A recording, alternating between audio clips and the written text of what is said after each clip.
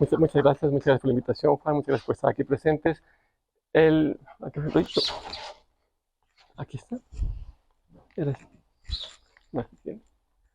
Una de cada 3 personas que estamos aquí en este auditorio padecemos o vamos a padecer una enfermedad mental. El, el 70% de nosotros padecemos una enfermedad mental asociada a la motivación aversiva.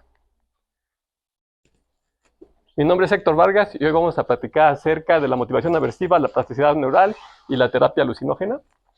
Y para empezar vamos a ver que vamos a platicar, que son 3 temas, que es la motivación aversiva, cuál es su relación con la plasticidad neuronal y cuáles son los mecanismos de la terapia con sustancias alucinógenas. Entonces, el primer punto, ¿qué es la motivación aversiva? Como vimos en la película de esta entidad, nosotros vemos que hay un individuo que se acerca a una sustancia y se siente bien, y entonces, porque se siente bien, busca esta sustancia. La motivación que tiene para buscar la sustancia es el método tradicional con el que se ve las adicciones, y no es el más adecuado, no es lo que se acerca a la realidad. Quizá la motivación que produce la sustancia sí, tiene un periodo de felicidad, de euforia y un periodo de disforia, pero ¿por qué uno busca una sustancia? No es tan así. Y les lo voy a demostrar. ¿Podemos apagar la luz? Por favor.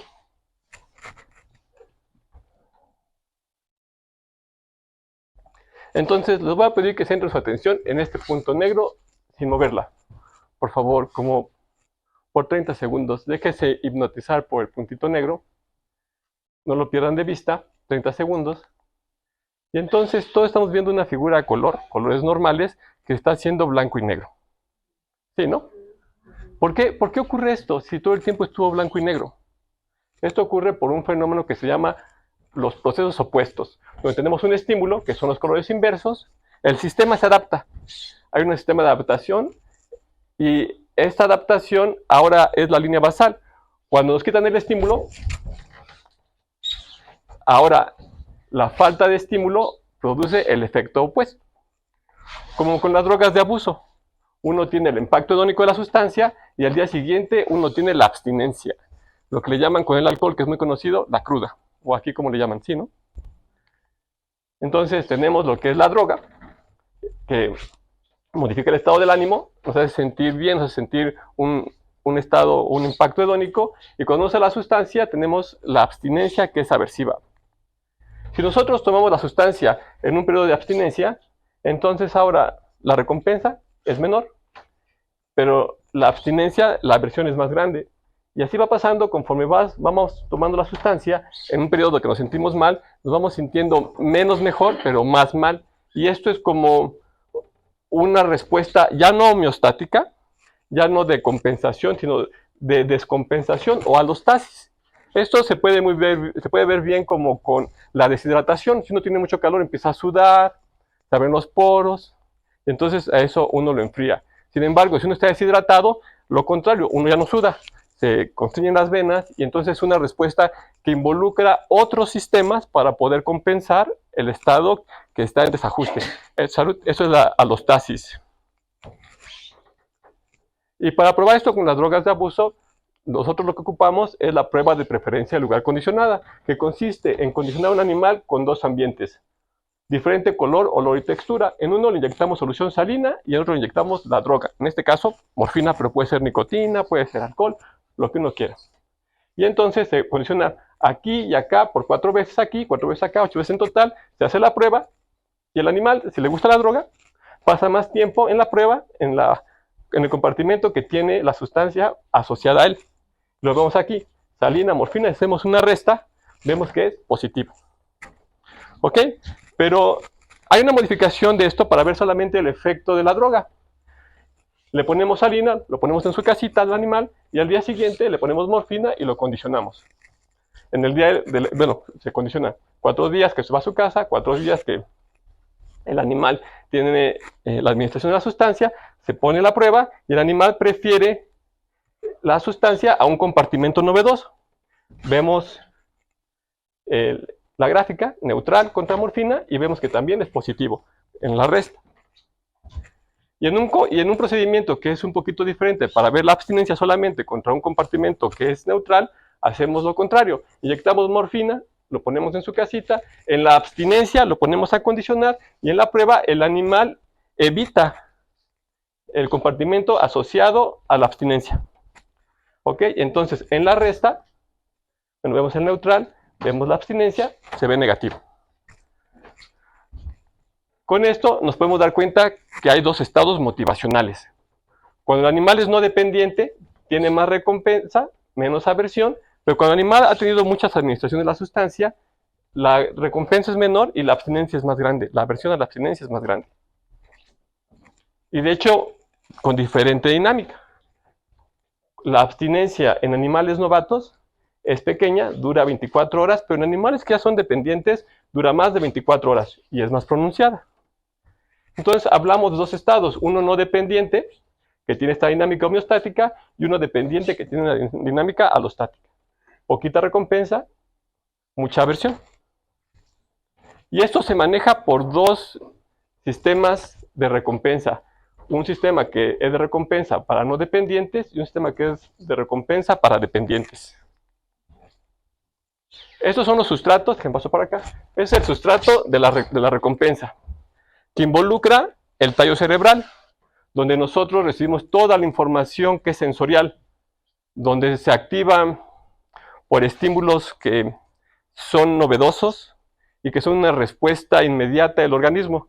Un ejemplo muy sencillo es cuando tenemos esta risa estentoria por algo que es realmente gracioso, se nos activa el tallo, el núcleo pedúnculo pontino tegmentado y damos una respuesta. Cuando es un chiste del jefe, se activa la corteza y hacemos la risa social, ja, ja, ja, ¿no? Entonces, se involucra también el área ventral tegmental, que tiene que ver con los estados motivacionales, el núcleo accumbens, este núcleo es el de el antojo, y la corteza prefrontal, que es la que hace constructos. Todos los constructos, toda la ideación, la corteza prefrontal. Entonces, este es el sistema mesolímbico y este es el sistema del tallo. Cuando nosotros tenemos una recompensa en un estado no dependiente, se prende el tallo y esto inerva todos los núcleos del mesolímbico y también la corteza. Esta sustancia que se activa aquí es la acetilcolina, que es la sustancia de la nicotina. Cuando uno ve que alguien fuma nicotina, se le prende todo el cerebro, es una sustancia que prende, ¿no? Y entonces es este estado de gozo. Uno tiene esos estados así de alegría natural, nativa por algo que nos hace sentir felices. Entonces, si nosotros estamos expuestos constantemente a este estímulo que nos hace sentir bien, va a haber un cambio. Y este cambio es en el área ventral tegmental, va a haber un switch. Y este switch va a ser ahora que el área ventral tegmental, el núcleo accumbens y la corteza prefrontal estén sobreactivados.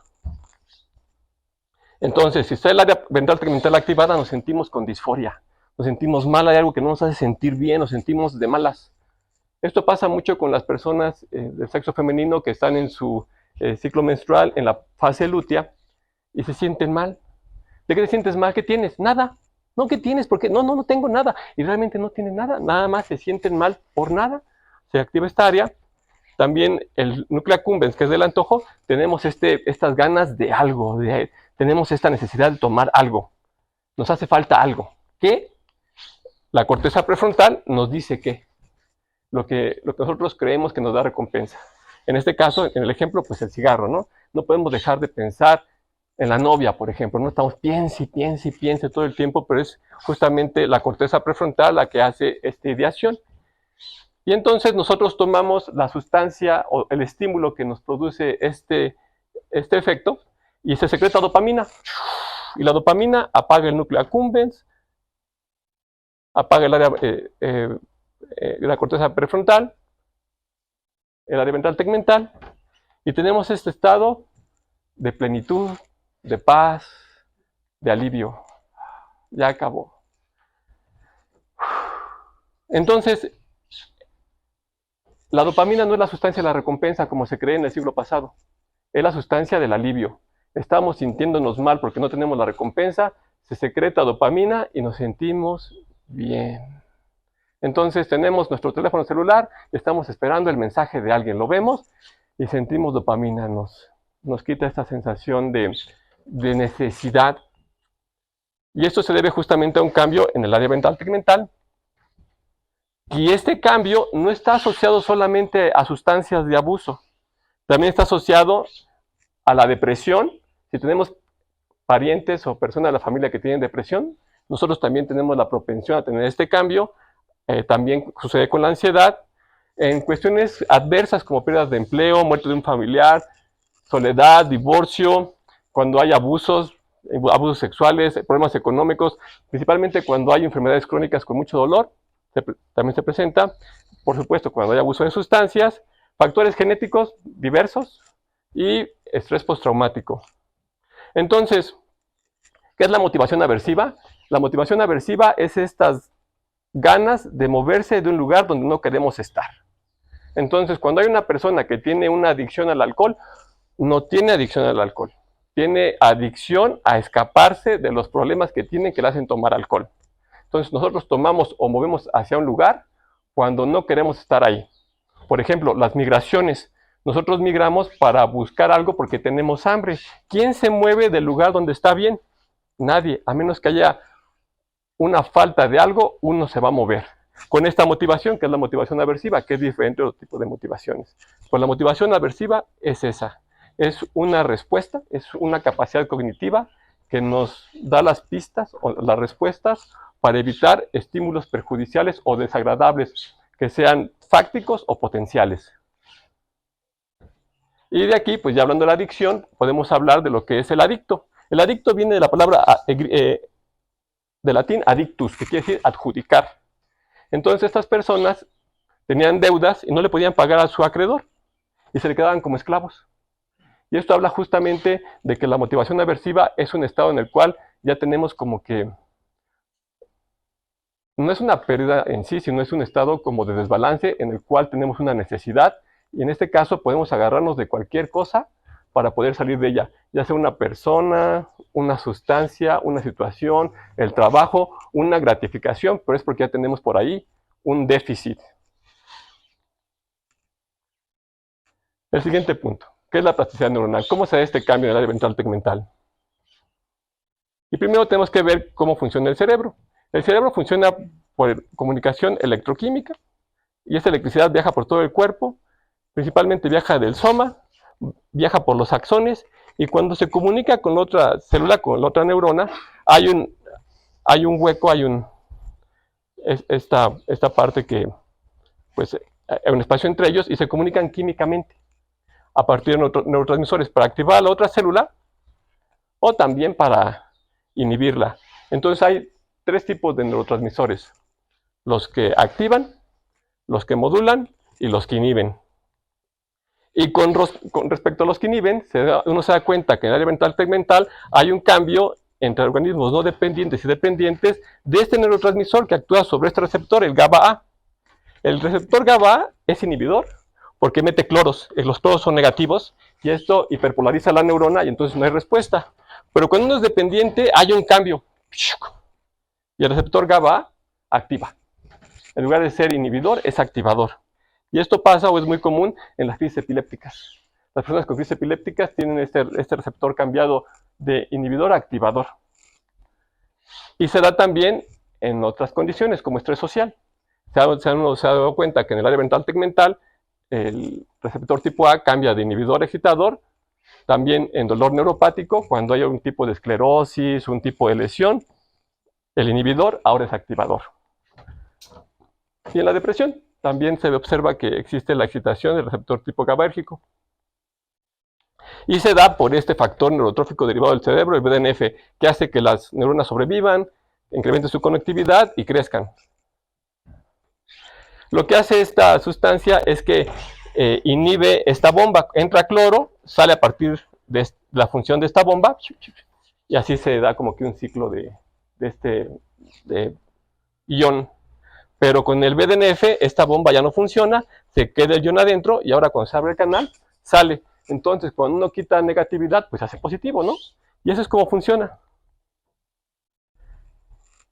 ¿Y qué efecto tiene? Pues bueno, les tengo que platicar un poquito de cómo funciona la activación de una neurona. Tenemos el receptor que deja pasar sodio, que se activa con el glutamato. El glutamato es el principal neurotransmisor excitatorio que está, por ejemplo, en el Norsuiza, ¿no? Que es muy común. Que le pone uno y sabe riquísimo porque está activando, tiene glutamato, deja pasar sodio. Uno, si no le sabe la comida, le pone sal, ¿no? Entonces la sal activa los receptores, entonces nosotros sentimos sabor. Se activa, pero se activa tanto, que va a quitarle este tapón de magnesio. El magnesio es un elemento que es positivo, y entonces si está aquí negativo, esto se jala porque los opuestos se atraen, entonces hay un tapón, y cuando se activa mucho el de AMPA, cuando está muy excitado esto, entonces el tapón se vuela, ¡pum!, y ahora entra calcio, y el calcio mueve todo. Es un segundo mensajero que activa todo, entre ellos activa la señalización de BDNF. Y el BDNF lo que hace es que activa también el receptor NMDA, como que es un ciclo. Y entonces entra más calcio, y este calcio, a final de cuentas, como activa tantas cosas, hace que haya más espinas o más crecimiento de la neurona crece, está muy activada, entonces, ok, tenemos que crecer, y hay más conectividad. Pero puede ser tanto, como es un ciclo, puede ser tanto que se puede llegar a calcificar, que es lo que se llama la excitotoxicidad. Existen personas que tienen crisis epilépticas, que esta epilepsia, a pesar de que no sean convulsiones, les puede calcificar el cerebro, áreas del cerebro, justamente por este fenómeno, porque está sobreactivada. Entonces, esta activación, pues, se ve regulada por el GABA. ¿Se acuerdan que GABA es inhibidor, no? Entonces, esto aplaca a las neuronas. Sin embargo, si se acuerdan, cuando hay BDNF, GABA cambia de inhibidor a excitador. Entonces, es como si uno va manejando, quiere meter el freno y mete el acelerador. O si quiere uno apagar un incendio y le echa gasolina, ¿no? Así pasa con este tipo de situaciones donde se secreta mucho BDNF.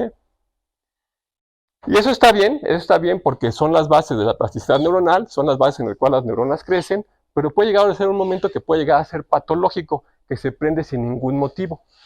¿Y qué importa que esté prendiendo o no? ¿Qué importa que haya plasticidad o no? Bueno, la plasticidad tiene que ver con el aprendizaje. Imagínense que nosotros tenemos un reflejo. Hay un soplido de aire, y este soplido de aire activa una motoneurona y parpadeamos, ¿no? Nos cierra. Pero si nosotros le asociamos otro estímulo, por ejemplo un tono, al mismo tiempo que existe este área en el ojo, esta conexión, porque está activando esto y hay BDNF, entonces va a hacer que ahora este tono produzca el parpadeo. Entonces es así como uno aprende.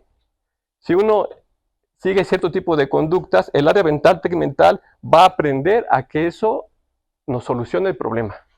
Son las bases del aprendizaje y se da de manera patológica. Uno puede aprender inclusive sin que haya estímulos externos, pueden ser espontáneos. Entonces, supongamos que ahorita les cae gorda mi voz, ¿no? Si no, ya que se calle ese cuate. Pero si alguien tiene por aquí este tipo de inflamación y empieza a producir conexiones de más, se puede sentir mal, inclusive sin oír mi voz, así como nada más lo recuerda después, ay, no, qué desagradable, pero es porque tienen esta sobreactivación y uno se puede llegar a sentir mal, inclusive sin nada. Y bueno, esta plasticidad se relaciona justamente con un estado de dependencia. En el área ventral tegmental existen más conexiones en las neuronas GABAérgicas que están inhibiendo la salida de dopamina. Entonces la dopamina no puede apagar ni el antojo y no puede apagar ni la ideación. Y aquí solamente puse estos núcleos, pero también, por ejemplo, existe la amígdala, que es el núcleo que maneja la ansiedad. Entonces podemos sentirnos ansiosos, podemos sentirnos con la falta de algo, justamente porque hay una sobreactivación del área ventral tegmental que está inhibiendo la salida de dopamina hasta que nosotros tengamos un estímulo que la libere. Y todo porque este receptor cambia de inhibidor a activador. Sin embargo, esta activación del BDNF en el mesolímbico, ok, vemos que nos puede proporcionar información aversiva, pero en otras áreas nos proporciona la motivación positiva. Es decir, en el hipocampo y en la corteza prefrontal se ha observado que las neuronas piramidales necesitan BDNF para poder desarrollarse, y si les quitamos BDNF, ya no se desarrollan y las personas presentan depresión. Entonces tenemos dos lados, la motivación aversiva se da por plasticidad en el sistema mesolímbico, pero la motivación positiva se da por plasticidad en la corteza y en el hipocampo. Entonces, poner BDNF en las personas pues no funciona como terapia. Tendríamos que tener como que la bala mágica, en la cual incremente BDNF en la corteza y en el hipocampo y decremente BDNF en el mesolímbico. Y así podríamos hacerlo. Y es justamente lo que vamos a ver ahorita, ¿no? La bala mágica. Y pues tenemos, ¿qué son los alucinógenos? Principalmente se dividen en dos, en los que son las triptaminas y en las que son las feniletilaminas. Estas están más relacionadas como con la serotonina, con los hongos alucinógenos, con la dimetiltriptamina, y esto es más como de la familia de las anfetaminas, el peyote, el éxtasis, que todos, al final de cuentas, van a ser análogos de serotonina.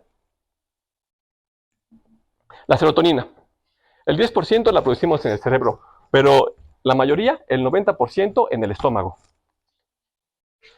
En el cerebro se produce en el núcleo del RAFE y a partir de ahí sale para todos lados. En el RAFE dorsal, cuando sale para todos lados y tiene funciones diversas, múltiples, entre ellas percepción, emociones, respuesta endocrina, apetito, conducta reproductiva, rango social, estrés, bueno, todo. La serotonina son de los que regulan todo. Y en el estómago se secreta en las células enterocromafines, en el intestino. Cuando tenemos una bacteria, la bacteria va a señalizar y entonces la serotonina se secreta y nos da diarrea. Y saca todo, ¿no? Es para sacar todo el contenido del intestino, pero también, aparte de secretarse a la luz del intestino, se secreta hacia los vasos sanguíneos y de ahí es transportada por lo que son las plaquetas. Y las plaquetas se va, pero para todos lados, desde huesos hasta piel, pasando por sistema inmune, grasa, todo.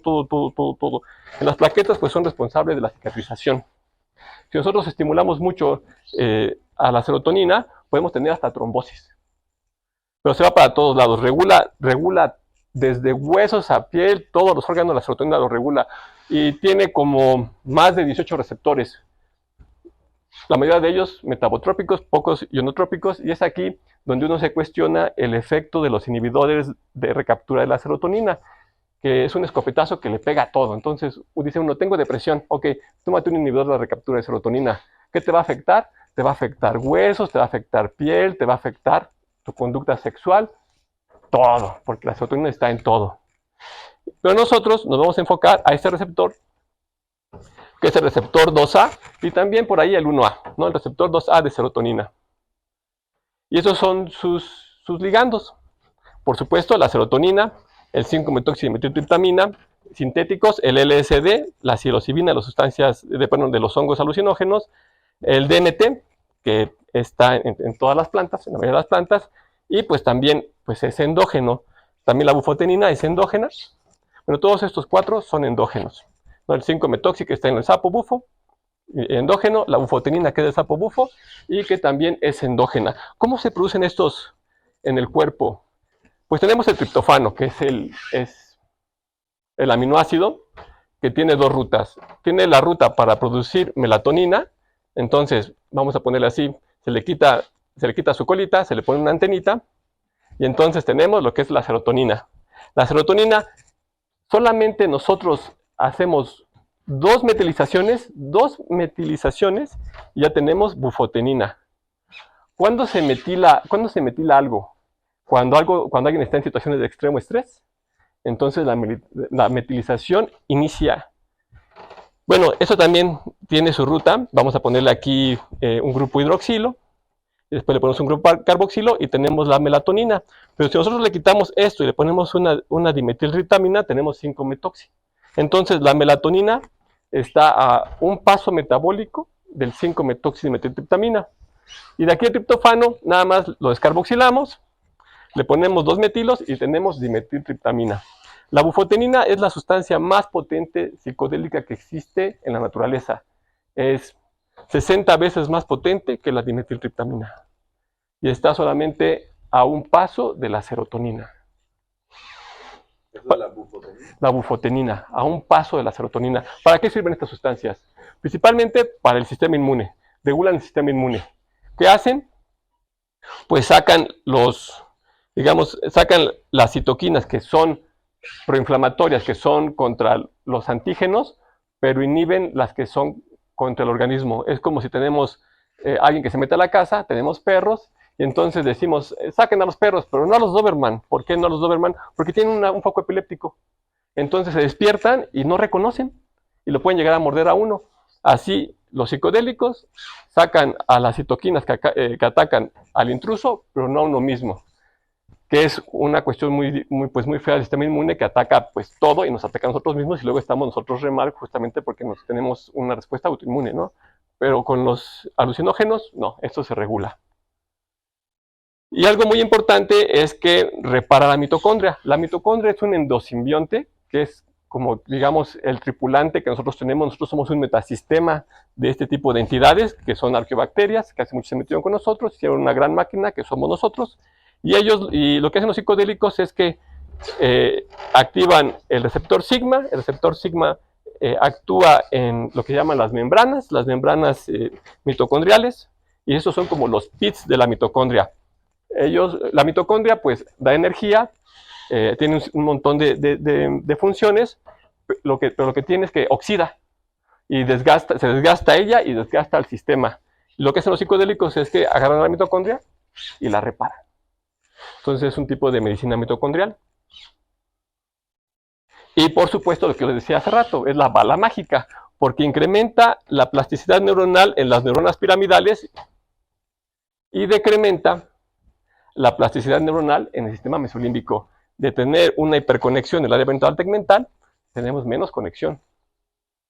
Y esto hace que los animales pasen de ser dependientes a no dependientes, e inclusive inhibe la aparición de dependencia. Si uno inyecta psicodélicos a un animal antes de darle nicotina, el animal no se hace dependiente de la nicotina.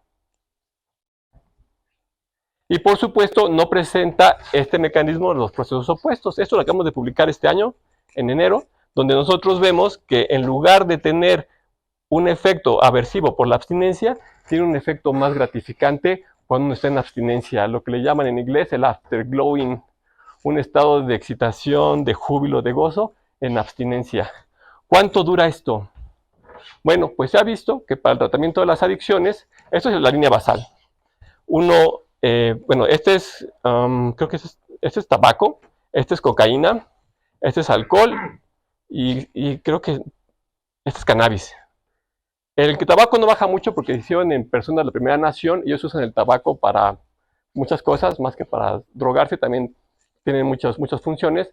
Pero lo que vemos es esto, tenemos el estado basal, toman la ayahuasca, baja, y después sube, y después baja otra vez, por mucho tiempo. ¿Cuánto tiempo? Hasta 50 semanas. Se ha visto con los trabajos de Griffin que una sola administración de estas sustancias puede traer efectos en la mayoría del grupo, o la mayoría de la población que estuvo sujeta al experimento, que son 16 personas. La mayoría de ellos presentan un índice menor de 5 cigarros al día. Casi igual a 0, pero sí hay algunos que se disparan, ¿sí ven? O sea, no es todo nada, algunos sí. ¿Qué es lo que está pasando? Nosotros tenemos esta hipótesis, que los psicodélicos modulan primero lo que es el receptor NMDA, una respuesta inmediata que puede durar 3 días, 3 semanas, 3 meses. Después hay un periodo de recuperación. Y después de eso, lo que tenemos es un cambio que es epigenético. Modifica la expresión del receptor NMDA, que puede ser por años, inclusive 60 años. Depende de cada persona, depende de las circunstancias, pero basalmente así debería de funcionar. Esta es nuestra hipótesis, no lo hemos probado, pero creemos que así funciona. ¿Y qué otra función tiene estos receptores 5,2A? Tiene esta cuestión que es de la automatización de la percepción. Nosotros tenemos el asa córtico, estriato, que es el estriado, tálamo cortical, es un núcleo. Entonces tenemos otra vez, tenemos el tálamo, tenemos los circuitos impresos, que es el estriado, y tenemos la corteza. ¿Esto qué quiere decir?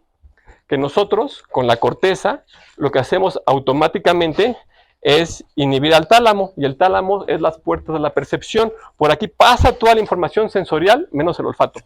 pasa toda por aquí, toda la información sensorial, y es aquí donde se controla. Y solamente deja pasar lo que la corteza prefrontal quiere. Es decir, nosotros vemos lo que queremos ver, lo que estamos dispuestos a ver. Es como este restaurante, el Sonora Grill, que tenían su lista y decían, o instrucciones, decían, ¿sabes qué? A los morenitos, pónmelos por allá por atrás. A los demás, pónmelos aquí, que se vean, ¿no? Que sean publicidad. Así, nosotros también tenemos como que esa lista que discrimina qué sí pasa, qué no pasa. Y cuando nosotros tomamos un psicodélico, la lista se va. Y digamos que se abre el patio de atrás y ahora nosotros podemos ver toda la información que antes no podíamos ver, porque la corteza prefrontal, ¿se acuerdan que se activa? ¿Se acuerdan que es más plástica? Entonces, así como se abría en el patio, dice, sí, pásenle al patio, éntrenle de todos, éntrenle por todos lados, y entonces, de tener 13 canales, como cuando teníamos, cuando yo era niño, teníamos nada más 13 canales, el UHF, ¿sí, no? Y entonces, de tener una televisión de 13 canales, ahora tenemos el Internet, ¿no? Podemos ver cosas que antes no podíamos ver, y esto nos abre los mecanismos de lo que son el mundo. Cosas que regularmente podríamos no ver. Por ejemplo, tenemos la resolución de un fotón. Esto quiere decir que podemos ver subpartículas. O sea, podemos tener rayos X, visión rayos X. Pero como no lo ocupamos, como no nos sirve, como no es una cuestión adaptativa, reproductiva o social, lo inhibimos y vemos esto como sólido. Pero lo podemos ver como si fuera transparente.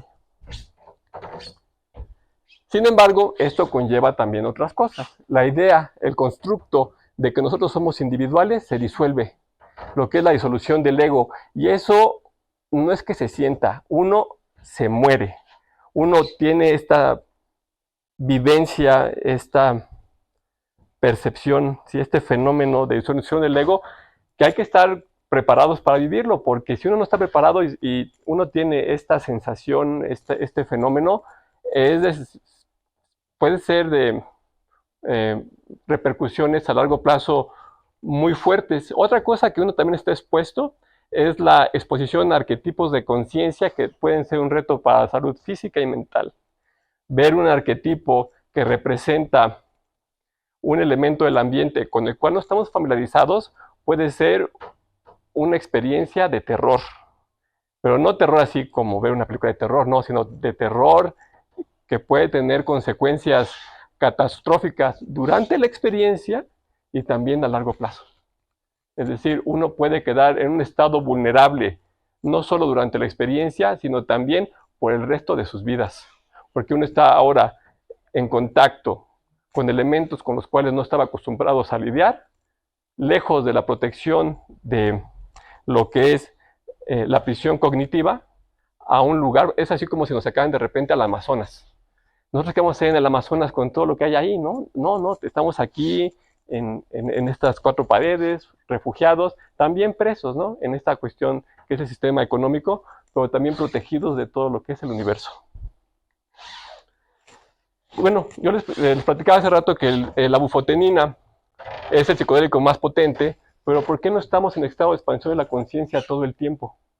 Porque la bufotenina, a pesar de que es el psicodélico más potente, tiene un coeficiente de partición muy bajo. ¿Qué quiere decir este coeficiente de partición? Quiere decir cuánto una sustancia puede ser soluble en dos tipos de solvente, en el agua y en el aceite, por ejemplo. Entonces, la bufotenina no hace este anillo que hace, por ejemplo, la psilocibina, la psilocina. Si lo ven este anillo, la bufotenina como que está muy lejos de esto, entonces no llega a ser y no puede pasar la barrera magnetoencefálica, que es la que permea todo. Pues vean, tenemos lo que es el músculo endotelial, tenemos neuronas, tenemos otro tipo de células que lo protegen, entonces no pasa nada, es bien selectiva y tiene que ser transporte pues por receptores, transporte activo, entonces la bufotenina no pasa. A pesar de que está secretándose, ahorita por ejemplo, yo ahorita como estoy en estrés, la tengo que estar secretando. ¿Para qué? Para que me ponga así listo por si pasa algo, me repares. Pero no tengo una expansión de la conciencia porque la barrera hematoencefálica me lo está impidiendo. Pero si tengo un susto muy fuerte, si de repente se secreta mucha adrenalina, se construyen las venas y entonces pasa. O si tengo una enfermedad crónica, también va a pasar. Entonces, cuando uno tiene calentura, de repente empieza a ver así como que florecitas en el cielo y empieza a ver así como que otras cosas porque está pasando bufotenina. O también se ha visto que en enfermedades que son crónicas, como el autismo y la esquizofrenia, nosotros postulamos que estas personas están teniendo expansión de la conciencia espontánea, lo que le produce un estado de estrés que les produce expansión de la conciencia. Entonces es un ciclo que no pueden ellos acabar. Y ellos están expuestos a esos arquetipos constantemente, oyen voces, y pueden ser delirios, pueden ser visiones, pero es porque tienen un estado de expansión de la conciencia descontrolado. Y también se ha visto que esta expansión de la conciencia está asociado con experiencias extremas, principalmente, y un ejemplo muy claro, es que en toda epopeya que existe en la historia, está relacionado con estados místicos.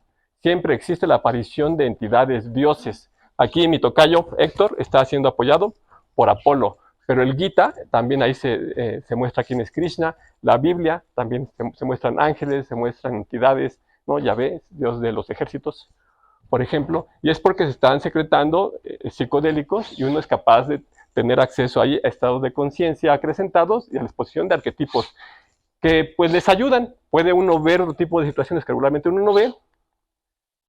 Y se había dicho, o se está postulando, eso está muy de moda en el Netflix, que dicen que nosotros aprendimos nuestro lenguaje por tomar psicodélicos. Esto no es cierto.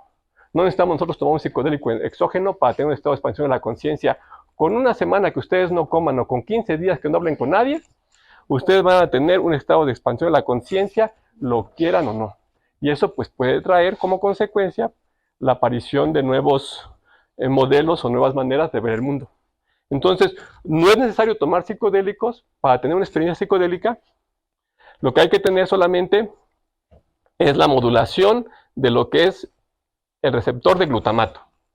Cuando nosotros regulamos el glutamato, modulamos lo que es la plasticidad y modulamos también lo que es la respuesta aversiva y lo que es la expansión de la conciencia y lo que es la aparición de nuevas conexiones. Y es aquí donde es el área de oportunidad. Nosotros tenemos diferentes sustancias que lo pueden modificar. Pueden ser cannabinoides, triptaminas, triptofoles, feniltalaninas y nuevos compuestos. Por ejemplo, el triptofol, que es una sustancia que estamos ahorita nosotros estudiando. Esta sustancia es la sustancia activa del vino, el pulque y la cerveza. Si se dan cuenta, el triptofol es bien parecido a la dimetiltriptamina. Entonces, ese sueño que le da a uno cuando uno está empulcado, no es por el alcohol, si es por el triptofol, o sea, así lo pone a uno más que borracho, mágico. Y esto tiene pues también sus repercusiones en el sistema inmune, es bueno para, pues, contra las alergias, incrementa la densidad ósea, incrementa también la producción de glóbulos rojos, entonces es una buena sustancia para activarlo. Y esta sustancia, por ejemplo, este es el safrol. Si le ponemos aquí una patita, esto es éxtasis. Pero el safrol está en la canela y en la hoja santa. Entonces nosotros tenemos la capacidad de poder encontrar sustancias que se dan en la comida de todos los días que pueden ser de beneficio tanto física como mentalmente. No hace falta tomar un psicodélico como tal y estar expuestos a este tipo de experiencias que pueden ser no tan saludables, pero nosotros podemos ocupar este tipo de elementos, poderlos combinar, poderlos utilizar de manera inteligente, solamente hace falta estudiarlos. Y también está algo que es la señalización independiente del ligando. No tenemos que tomar una sustancia para tener una experiencia de expansión de la conciencia.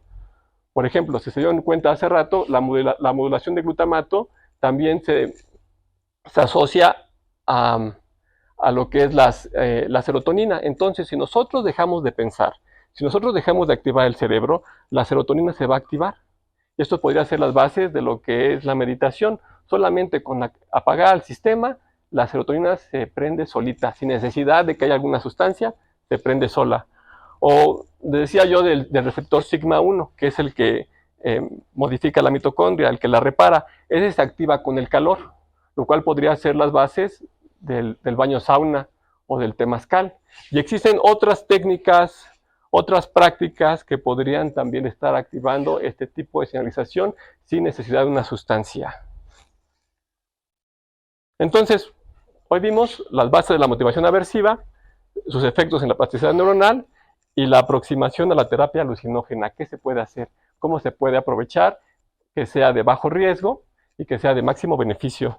Y me resta nada más agradecerles a mis compañeros de la Universidad de Toronto, a mis compañeros actuales, mis colaboradores que hemos estado trabajando y que vamos a trabajar en estos proyectos, ya es que se echaron a andar, y a ustedes por su atención y su tiempo, su paciencia. Muchas gracias.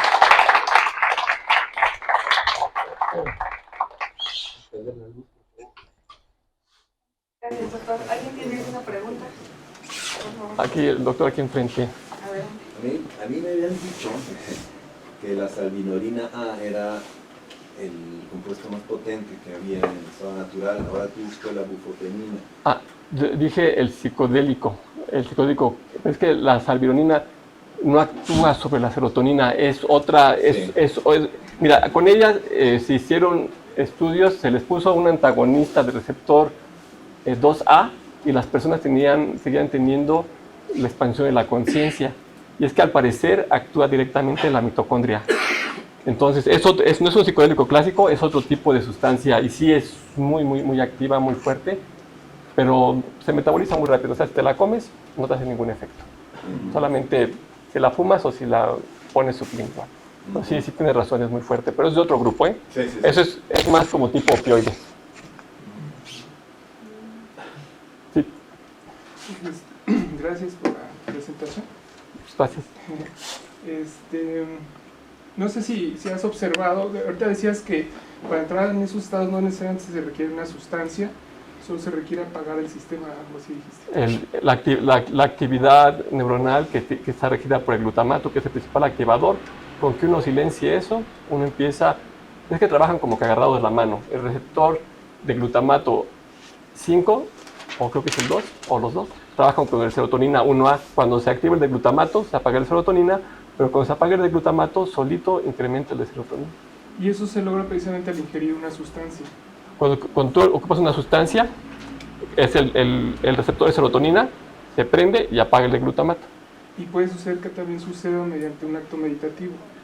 Si tú estás meditando, regularmente apagas el sistema, apagas la sobreexcitación, entonces estás apagando solito glutamato y solito se va a prender serotonina. Sin nada, esa es la hipótesis. Ahora, con una sustancia se entiende cómo es que la sustancia, cómo es que afecta a este sistema que produce esta reacción, ¿es correcto? Sí. Ahora, y se entiende ese mismo fenómeno, pero mediante la meditación, es decir, sin sustancias. ¿Cómo es que se logra ese fenómeno sin una sustancia? Así es. Tú, mira, otra vez, tú tienes el receptor que le llega la sustancia de glutamato, que es la que activa. Entonces, este receptor, como así trabajan, ese receptor inhibe al receptor de serotonina 2A. Entonces, tú activas este se inhibe. Pero si lo dejas de activar, este solito se libera. Entonces, no necesitas sustancia, ¿ves? Solamente necesitas dejar de activar el glutamato. Necesitas nada más dejar de pensar. Y solito se va a activar el serotonina. Sin embargo, lo contrario, si estás todo el tiempo pensando, todo el tiempo vas a tener inhibido el serotonina y te puedes llegar a enfermar. De hecho, una frase que dicen los monjes que son del budismo zen, dicen que el pensamiento es el veneno de la mente. Por eso, sí te puede llegar a enfermar, no solamente de la mente, sino de todo el cuerpo por estar sobreactivando al sistema. O sea, es decir, las moléculas hacen precisamente este cambio que señalas. Las moléculas y no moléculas. O sea, puede ser solamente con que dejes de activarlo, se da solito el cambio. Por eso, pero mi punto es, con sustancia se deja de activar, y sin sustancia, mediante un acto meditativo, también se deja de estimular. A ver, permíteme, déjame. Creo que se puede entender, por ejemplo, con la meditación, se puede alcanzar un estado de autorregulación neuroquímica. Entonces no es como que nosotros lleguemos al templo y de repente ya alcanzamos el estado que se puede alcanzar con las sustancias, sino que después de muchos años, y se ha estudiado con los monjes, o sea, los que han hecho estudios con monjes budistas, que tienen muchos años meditando, que hay como esta autorregulación, ¿no? Algo así se podría entender. Sí, es ¿Sabemos esta. cómo sucede esa autorregulación meditativa? Es esta, mira. Aquí está. Tú tienes el receptor 2A, que está agarrado de la mano del receptor de glutamato. Ese es el que se activa con el glutamato monosódico.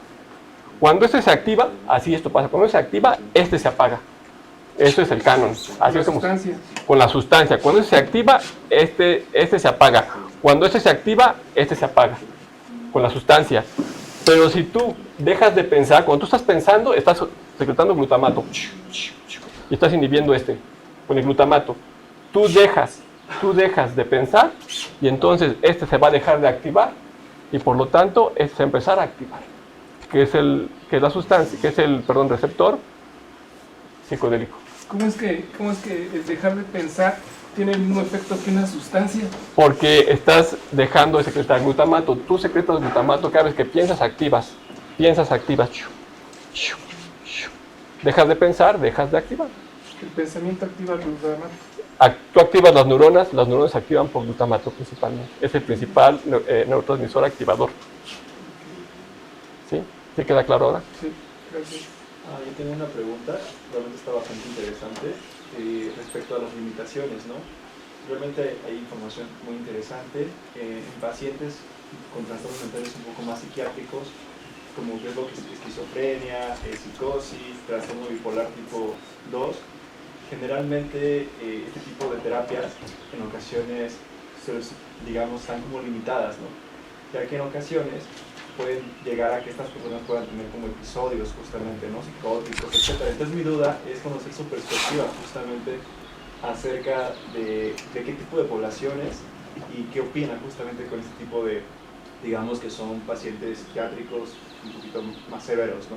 Entonces, yo les decía hace ratín, con esto de la experiencia de expansión de la conciencia, esta parte, ¿no?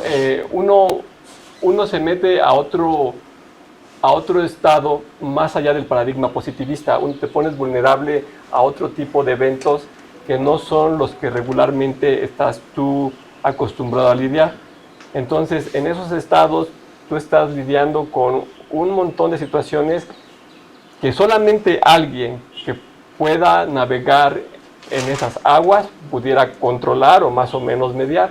Yo he visto personas que no viven dentro de este paradigma, que ellos pueden administrar una sustancia psicodélica a una persona con psicosis y quitarle la psicosis.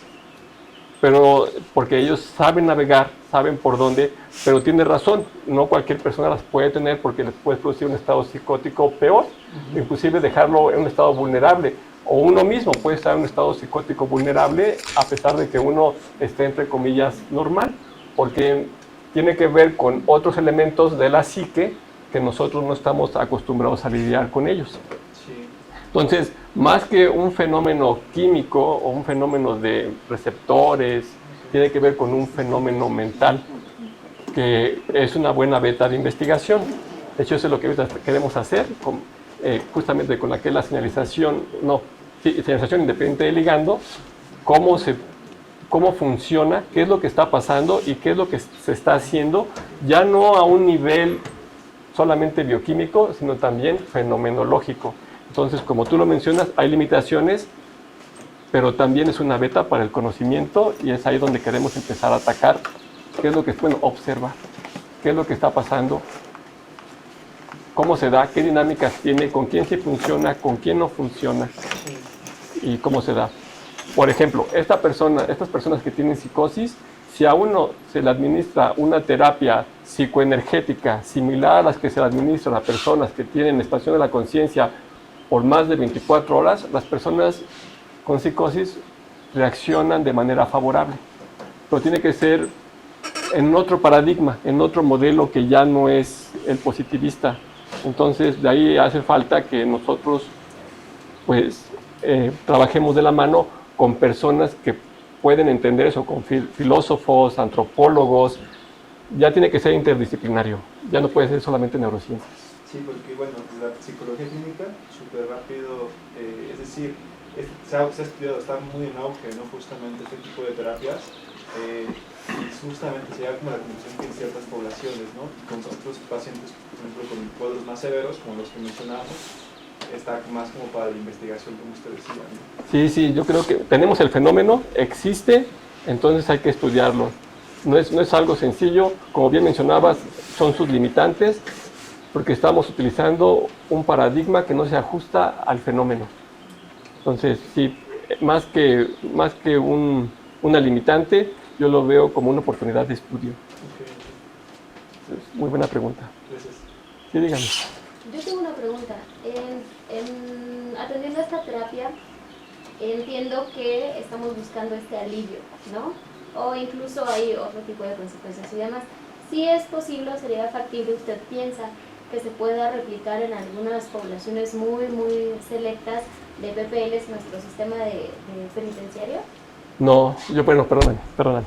Es que justamente yo trabajaba con el sistema penitenciario Por eso y entonces después puse una compañía que se dedicaba a la expansión de la conciencia y ahí fue donde entendí que hay elementos que no podemos controlar, que son muy difíciles de manejar y que pueden tener repercusiones para la salud, para las personas que tratan de modificar estas dinámicas. Entonces, un paciente privado de la libertad maneja, vamos a llamarle energías, que no son convenientes moverlas o quitarlas, porque tienen su propia función, su propia dinámica, y si uno interfiere con eso, tiene consecuencias que no son muy agradables y pueden ser lesivas para las personas que se ocupan de eso. Le llaman transferencia de energía. Entonces, así como me ves, yo no estaba así. Tengo como 6 años que me dediqué a eso y perdí el cabello y envejecí como 10 años justamente por estar en contacto con este tipo de realidad alterna. Entonces, yo diría, no, es un tema que hay que tener, pues, manejar con mucho cuidado. Dígame. Perdón, como complemento, el dedito es el complemento de la pregunta, es que en Estados Unidos, en las prisiones, o en algunas por lo menos, está la práctica del temazcal, del sweat lodge, en la población de nativos americanos. Esto también, pensamos, expande la conciencia o tiene también su... Entonces, lo que acabas de decir, cómo lo contrastas con esto otro, que no son sustancias, ¿cierto? Pero también te altera la conciencia. Sí. Entonces, en mi caso, ya desde mi proceso, yo no puedo asistir a una meditación en conjunto ni a un temazcal en conjunto. Lo tengo prohibido justamente porque hay este tipo de fenómenos de expansión de la conciencia que involucran movimiento de energías. Y si lo hacen las personas de la Primera Nación, ellos tienen sus propias dinámicas, sus propias prácticas. Digamos que ellos saben cómo hacerle. Pero eso, de ir a un temazcal o a una sesión de ayahuasca en grupo, no es muy recomendable. Si no vas con alguien que realmente sepa cómo contener energías, alguien especializado, como decía hace rato, que sepa navegar en esas aguas, entonces sí. Pero una persona que te dice que es el chamán del sapo bufo, aléjate de él. No es recomendable. De hecho, hay una cosa que se llama contratransferencia, y ir a una de estas sesiones con una persona que cree que es chamán te puede conllevar o acarrear consecuencias desagradables, lesivas. Y un ejemplo muy clásico es esta persona, que no quiero decir el nombre, pero se llama Octavio Retting, que él se da el sapo bufo y tiene contratransferencia de energía, y luego las personas que él trata se quieren suicidar. Entonces, no es algo muy delicado, muy peligroso. Entonces, yo por eso les hago el énfasis que mejor primero hay que estudiar. Diga. ¿Su derivación en el mundo del arte? No, sí, por supuesto, ¿no? Estas personas que tienen expansión de la conciencia, ellas pueden ver más allá de lo que son los límites de la percepción normal y nos acercan a esos otros mundos, nos dan guiños de estas partes. Salvador Dalí, Mozart, seguro tenían alguna cuestión de bipolaridad, de esquizofrenia, tenían expansión de la conciencia. Por supuesto, Tim Burton, ¿no? Ellos describen estos estados en donde ellos ven más camarógrafos que dicen, no, es que me da ansiedad, pero no me quiero quitar la ansiedad porque esto me permite darle otro encuadre a la toma y me hace verlo de otra manera. Sí, tiene como que estos guiños del más allá, pero también tiene sus consecuencias. ¿Quién sería un autor recomendable para leer ese aspecto? ¿Para leer? Para leer el aspecto, o sea, para investigar estos aspectos en la derivación del arte. Pues más bien hay que investigarlo, no hay que hacerlo, hay que corroborarlo, hacer hipótesis y comprobarlas, ver quiénes sí, quiénes no, por qué, qué comen. Yo les haría una metabolómica, ¿no? Vería, ok, ¿qué metabolitos tienes durante el proceso creativo, antes y después? ¿No? Y estoy seguro que tienen metilización y estoy seguro que ellos tienen estrés oxidativo que les hace que secreten estas sustancias. Estoy casi convencido. porque el estrés oxidativo secreta esas sustancias y también daña la barrera hematoencefálica, entonces tienen, vamos a decirle, un goteo de estas sustancias al cerebro y pueden ver por aquí, por acá de repente. Y la mayoría de nosotros, ¿no? La mayoría de nosotros estamos expuestos a eso, solo que como tenemos este paradigma que estamos aquí viendo, lo negamos, decimos, no, eso no existe, eso no está. Curiosamente, si lo negamos, realmente no existe. No, como que no nos afecta tanto. No quiere decir que no nos afecte, pero diferente. Sí, pues es materia de investigación. Sí, dígame. Muchas gracias, Héctor, por la charla, muy interesante y también creo que necesaria.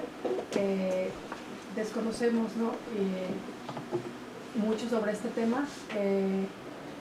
Las pocas personas bueno, no pocas, yo creo que cada vez son más los sitios emergentes, las personas que están compartiendo este conocimiento, pero desde la práctica y este conocimiento teórico que genera una validación científica de estas prácticas es súper necesario.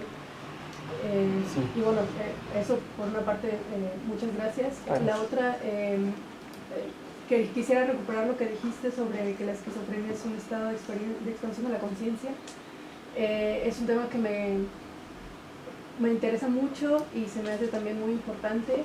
Bueno, ahora vivimos en un mundo donde tenemos acceso al conocimiento de otras culturas, ¿no? Y pues eso tiene que ver con lo que llaman la activación de Kundalini, ¿no? Para contextualizar, o sea, todos, según la tradición oriental, pero también nuestra propia tradición mexica, pues nosotros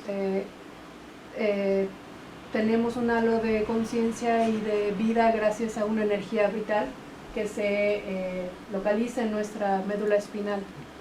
Y eso es lo que en tradiciones hindúes pues le llaman Kundalini, aquí le llaman Quetzalcóatl, por ejemplo, ¿no? Mira, curioso. La serpiente emplumada. Y bueno, el que nos propongas esta hipótesis de que la bufotenina pues es porque de que en estos estados de esquizofrenia, en estos estados donde según el paradigma científico se consideran trastornos y que tú nos compartas que es una experiencia de expansión de conciencia con argumentos neurológicos, se me hace uno de los pasos más grandes que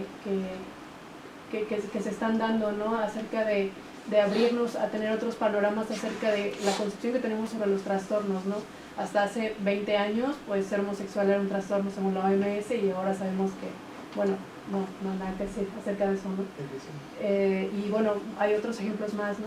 Pero, bueno, como abrir ese tema que se me hace muy importante y en ese sentido preguntarte si esta hipótesis que tú nos compartes, hay estudios al respecto y tal, para poder ahondar mucho más.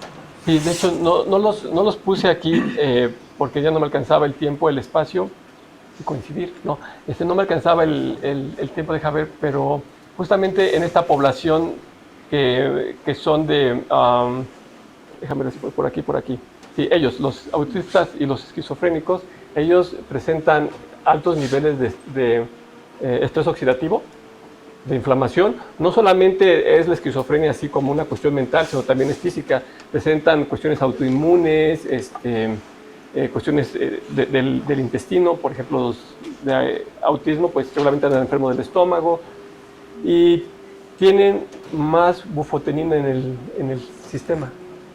Si tú les mides la bufotenina a un esquizofrénico y a una persona normal, el esquizofrénico tiene más, metiliza más, tiene más de esta enzima que metiliza. Entonces, estas crisis que tienen están muy correlacionadas con la bufotenina. Por eso nosotros nos planteamos así y porque ya en la terapia ellos reaccionan muy bien a la terapia que se utiliza para, vamos a llamarlo así, con estas palabras coloquiales, regresar a las personas del viaje. Entonces, tenemos estas terapias para regresarlos y a las personas que tienen esquizofrenia, que tienen un estado psicótico, con las mismas tratamientos o intervenciones, se pueden poner en un estado basal y hacerles ver que más que un problema es una herramienta.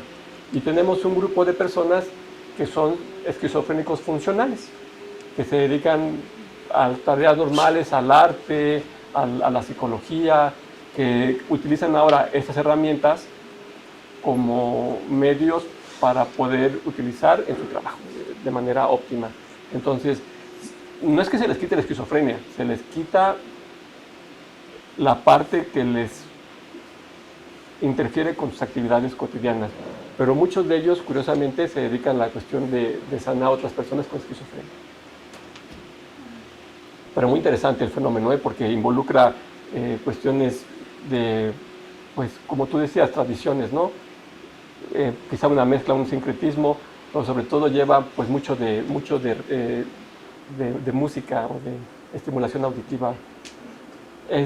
Estamos estudiando eso, ¿no? Los cantos que se producen para este tipo de terapias, muy interesantes, lo que sí son glosolalias, si realmente es otro tipo de lenguaje. Es un vasto mundo para experimentar. A mí me gusta mucho, me fascina. Primero el compañero de atrás, dígame. No, adelante. Gracias. En relación a los pensamientos, es decir, se ha observado cuál es la vinculación que tienen todos estos fenómenos que nos estás describiendo en relación al sistema de pensamiento de las personas que son tratadas. Eso es muy bueno. Entonces, lo que tenemos ahorita es un cúmulo de información que es fenomenológica en primera persona y queremos ver cómo cambia su narrativa. Entonces, no se ha visto, pero es buena pregunta para poder tener un buen proyecto y observar. Hay un método que es una aproximación a la conciencia a partir de la narración en primera persona, porque no hay un consciencioscopio más que lo que tú puedes expresar con el lenguaje, ¿no? Entonces, sí, ver cómo cambia tu narrativa podría ser muy interesante. Exacto, porque precisamente, digamos que cuando mencionas lo de los arquetipos, por ejemplo, ¿no? Es decir, ¿a qué se refieren con eso de los arquetipos? Es una alucinación sin sentido y sin significado, que sencillamente es producto del cóctel bioquímico que se está llevando a cabo en el cerebro y no tiene nada más que aleatoriedad, o realmente tiene un significado más profundo que no logramos entender, pero que le llamamos arquetipo. A mí me ha tocado ver sincronicidades con ese tipo de manifestaciones arquetípicas. Entonces, con eso no nos vamos a meter. Mejor no. Hay que se quede. Porque un poco también estabas hablando de las consecuencias, de las transferencias que un chamán te puede hacer de sus demonios y cosas de esas. Bueno, lo dije con otras palabras, pero estamos hablando de cuestiones metafísicas que en realidad no tienen ningún sustento más allá de las experiencias que cada quien pueda experimentar, ¿no? Y las sincronicidades. Y las sincronicidades que pueden ser causalidades o casualidades. Sí. No voy a ahondar en el tema, pero vamos a llamarle causalidades asociadas a arquetipos, sincronicidades. Entonces, no creo que sea tema de estudio por cuestiones de salud. No, sí, en serio. Delicado, un tema delicado. Es un tema delicado. Así es. Mejor dejémoslos ahí, en su mundo. Ok, gracias. Sí, primero tú y después allá. Sí, de manera muy rápida, atendiendo a lo que decía la compañera, me gustaría saber si estos estados en donde ven a la enfermedad mental se equipara con una persona que no tiene un trastorno quizá de la personalidad, no tiene ningún tipo de enfermedad mental, pero que está sometida a constante estrés por periodos muy prolongados. ¿Se equipara? Sí, es muy similar y yo lo propongo así porque un día tuve la fortuna de tener un estado de estrés muy intenso por no hablar con alguien por 15 días y yo no entendía lo que me estaba pasando y ya después entendí que en ese entonces yo tenía un estado de expansión de la conciencia porque empezaba a ver elementos del estado sin tomar la sustancia y solamente por no hablar con nadie. Entonces, si uno lee narrativas, por ejemplo, de Santa Teresa, uno empieza a darse cuenta que dices, caray, este punto es psicodélico, este punto es psicodélico, este punto es psicodélico. Cambian los colores, cambian las formas, cambia lo que uno interpreta como realidad. Entonces, el estrés intenso, sí. Y muchas personas lo que hacen, porque si te acuerdas, el estado de expansión de la conciencia es una estrategia, ¿no? Es una estrategia del organismo para regularte. pero conlleva la disolución del ego. Entonces, imagínate que tú tienes tu pareja y de repente tu pareja ya no está.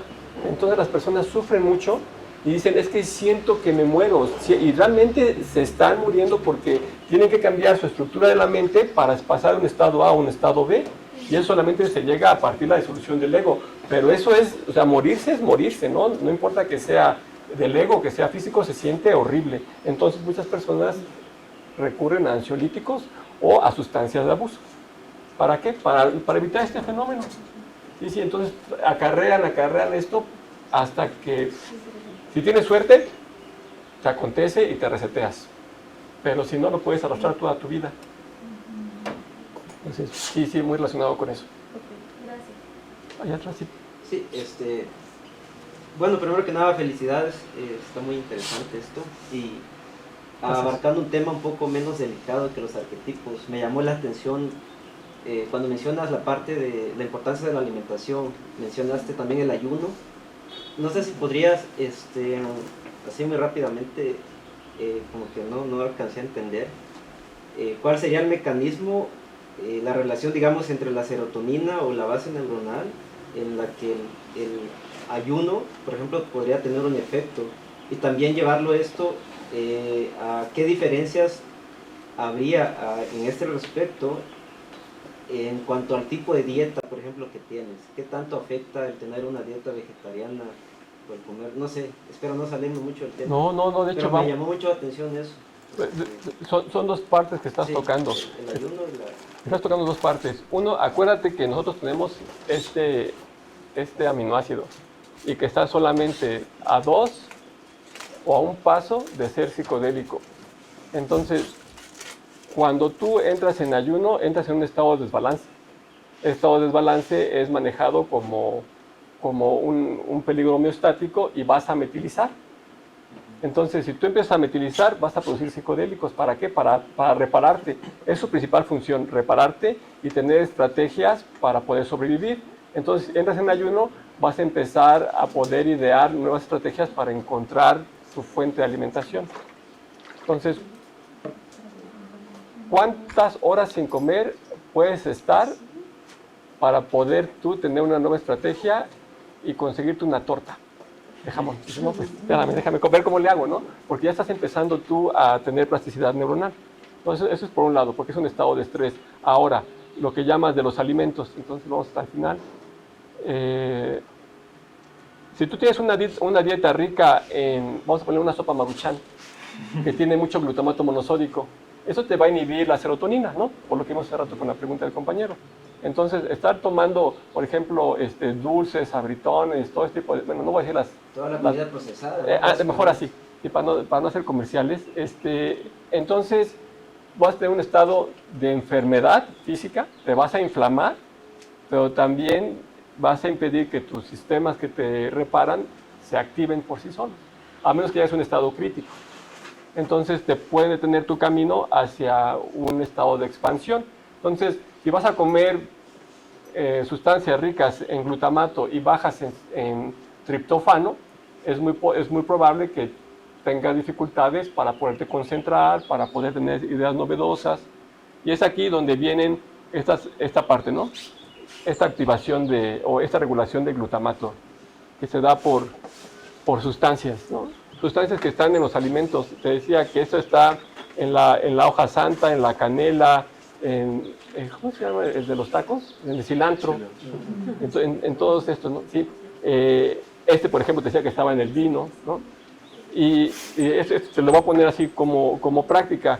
Un día no comas ajo ni cebolla por una semana ni avena. No comas avena, ajo y cebolla por una semana y vas a comer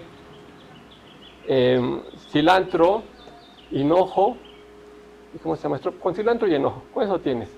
Y le pones aceite de ajonjolí y un poquito de toronja, que inhibe justamente la ruptura de estas sustancias, y me dices qué sueñas.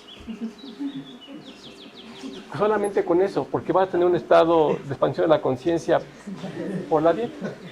¿Qué era? ¿Hinojo? Sí, ¿Cómo se llama el otro? Es que en inglés es basil. Basil,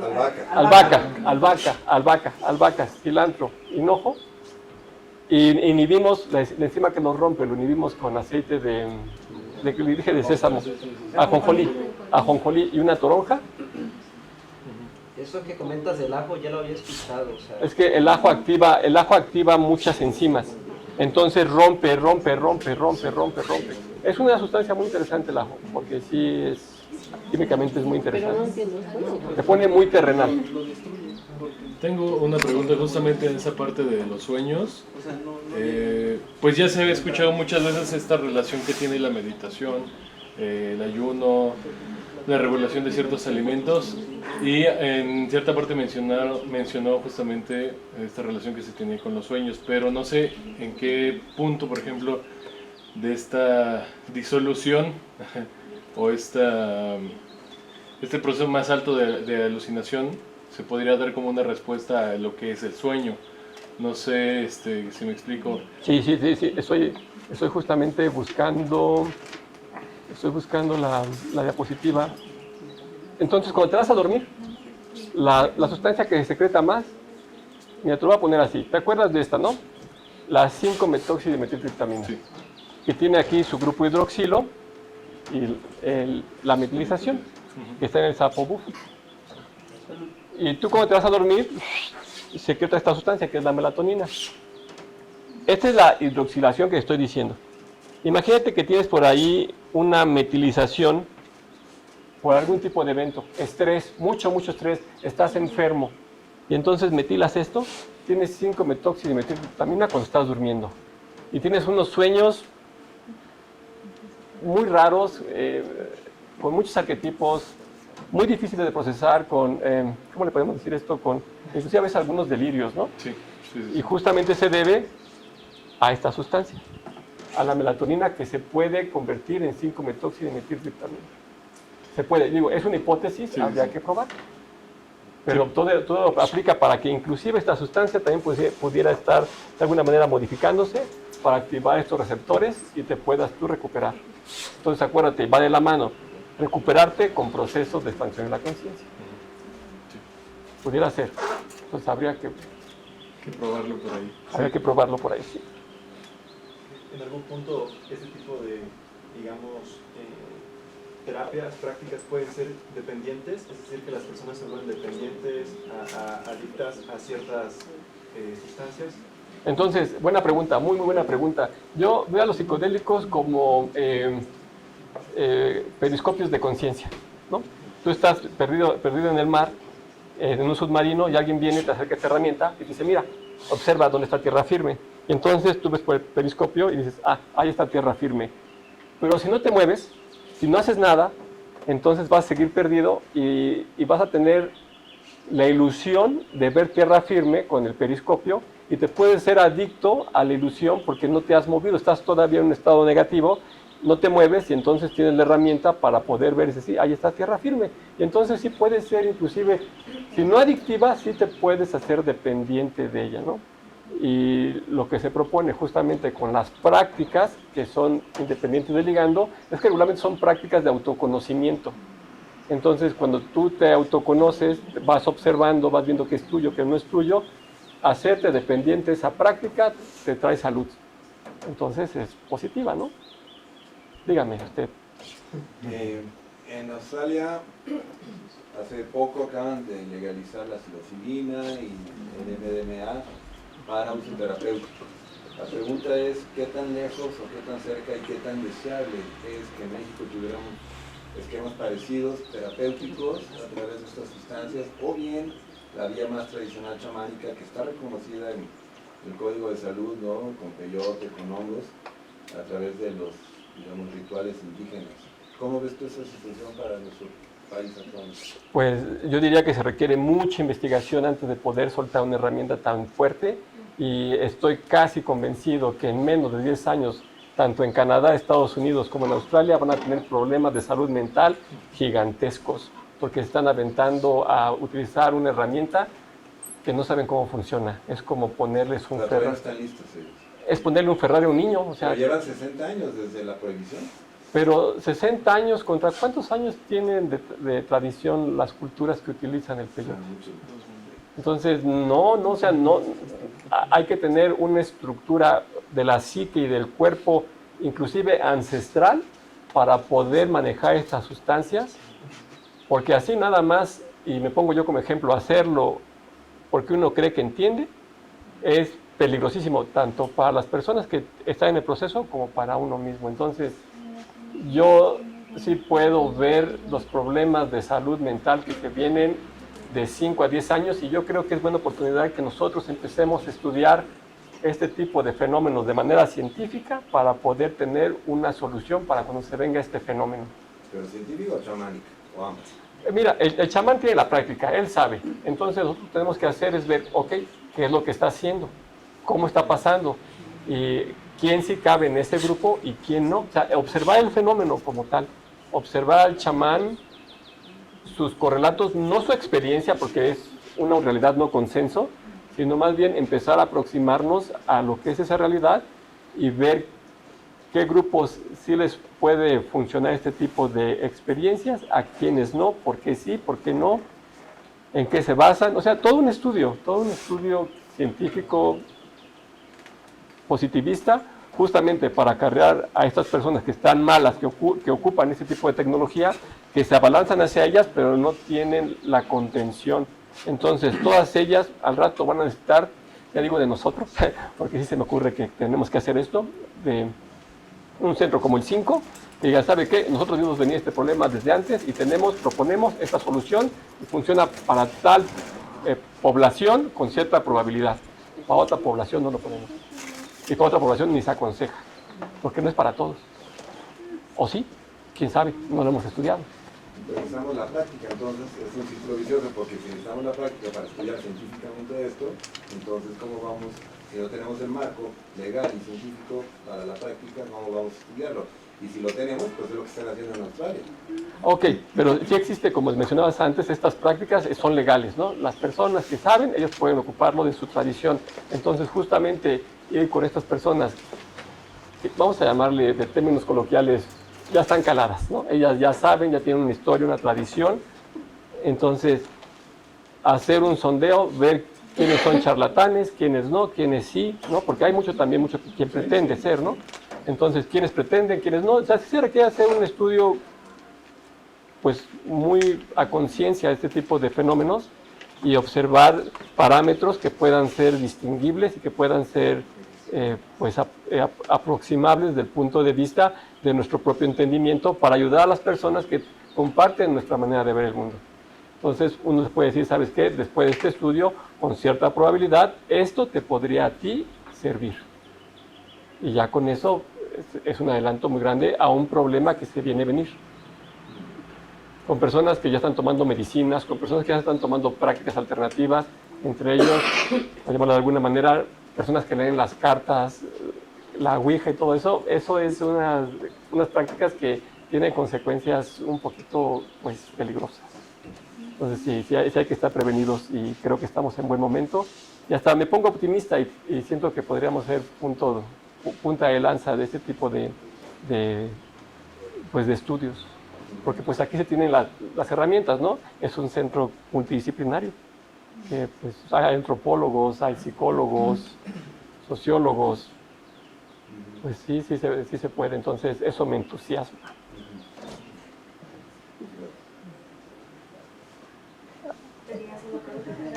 No, es que aunado a eso, bueno, los estudios con la psilocibina, en el caso de los hongos, el estudio que bien hiciste una mención un tanto de un documental, una docuserie que sale en Netflix, precisamente hablando de las cuestiones psicodélicas que tienen estos hongos, hacen una mención muy especial también, ¿no?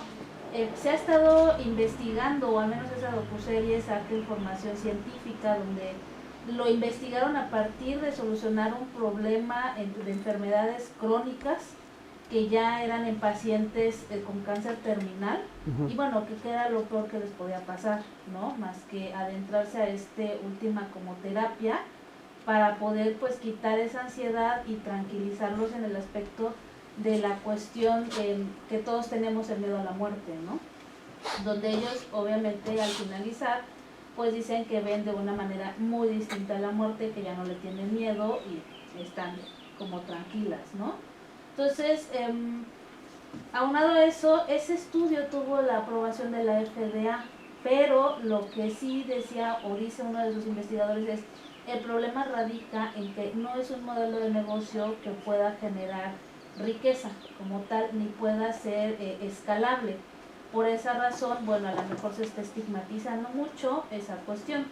Hay países, nada más como Canadá, Europa, que lo han autorizado y que hasta ahorita, bueno, en México no está permitido, pero tampoco está cerrado.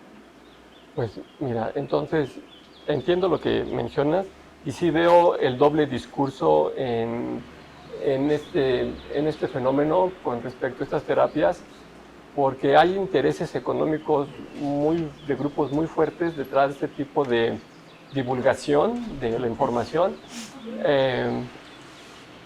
Híjole, está siendo grabado, ¿verdad? Entonces no me gustaría decir qué grupos están ahí, pero la Asociación Multidisciplinaria de Estudios Psicodélicos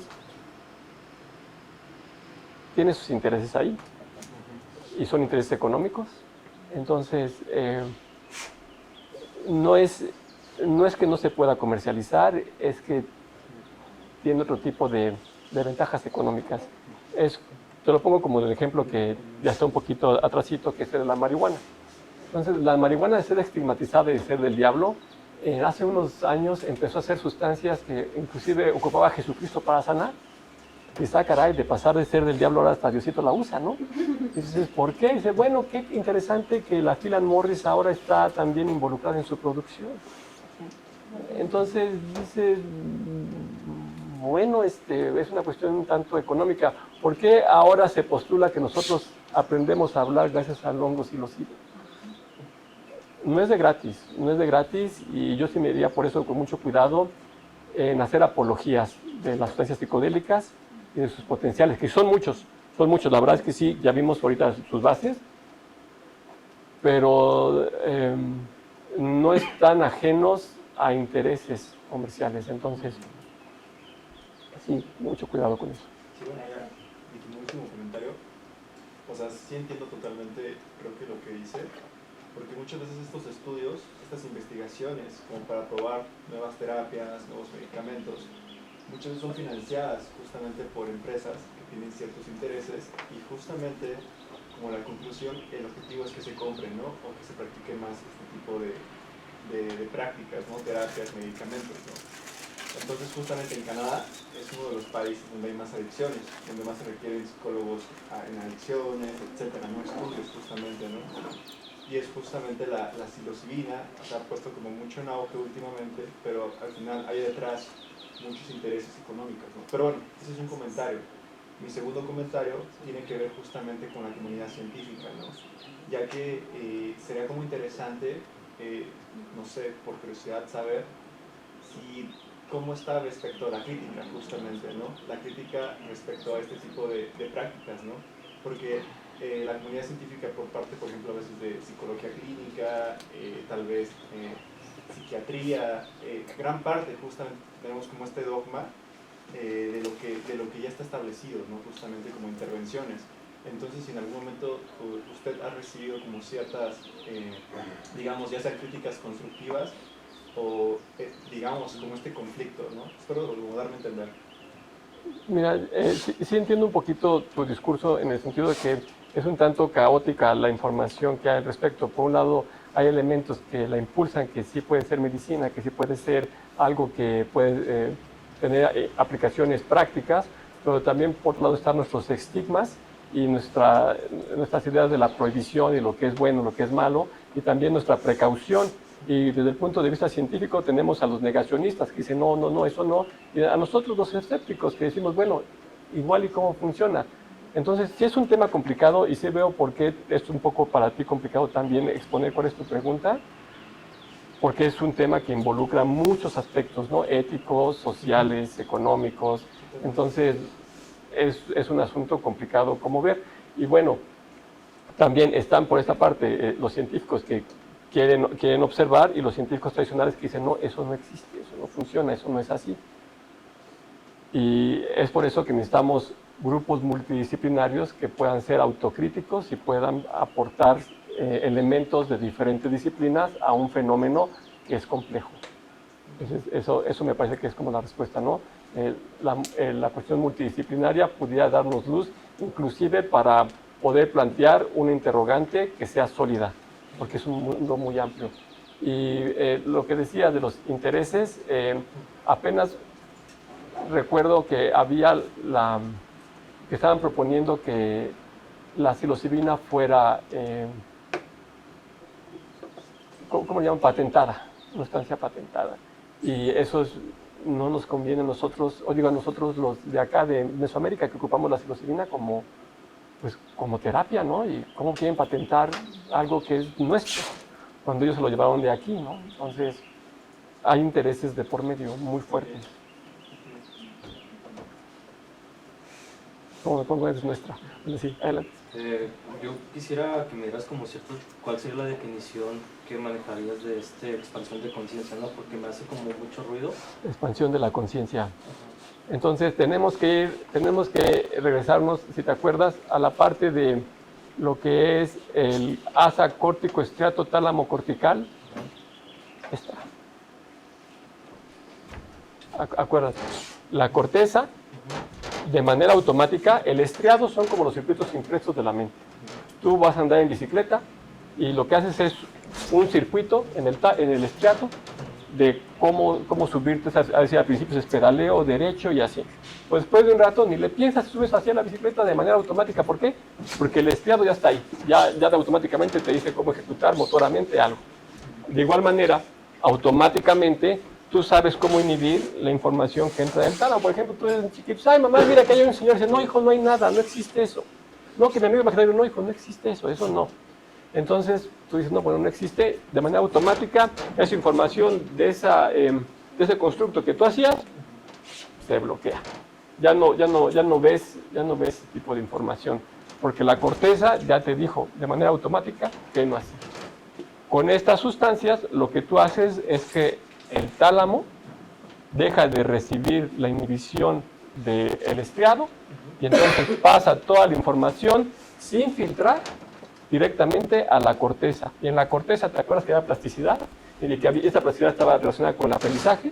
Tienes más maneras de hacer constructos, entonces jalas información. No solamente dejas pasar más información, sino jalas. Y esto lo que te hace, te desautomatiza la percepción, para empezar. Y ahora, tu estado basal de percepción y asociación, vamos a llamarle, mental de, ¿cómo le podemos decir?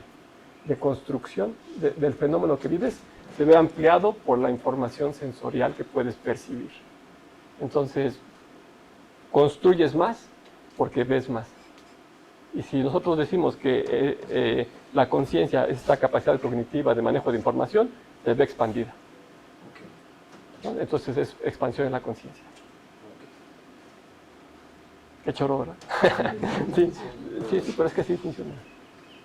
Es un término más operativo. Así, pues así. Y de hecho, esa es mi propuesta, ¿no? Nosotros tenemos que... Es un lenguaje. Ocupar este lenguaje para hacer un mapa e ir explorando y ir agregando esos elementos a nuestro propio mapa de la mente para que tenga sentido. Porque si yo llego aquí a hablar de demonios y posesiones, van a decir, no sé cuál está loco. Tiene su discurso psicótico. Soy muy criticado por eso, ¿no? Pero es que así me sucedió, así yo lo viví, ¿no? Pero no, hay lugares, ambientes, maneras, modos de poder desarrollar un discurso que pueda tener esta capacidad de ser constructivo, de traer elementos y ser práctico desde nuestro paradigma. Sí, después caería como en un foro de mito, magia y religión, ¿no? Y capaz que se materializa que un ovni, ¿no? Digo, ay, no, sí vino. Pero es otro mundo, es otro tipo de realidad que pues no nos corresponde.